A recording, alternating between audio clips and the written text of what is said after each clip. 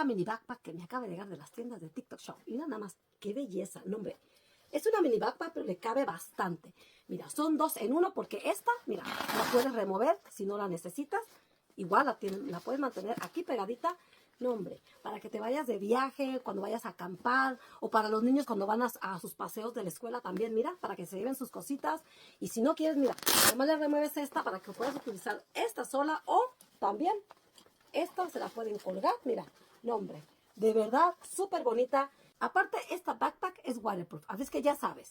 Si a ti te gusta, mira, qué hermosa se mira. Si te gusta, aquí te dejo el enlace para que te la ordenes.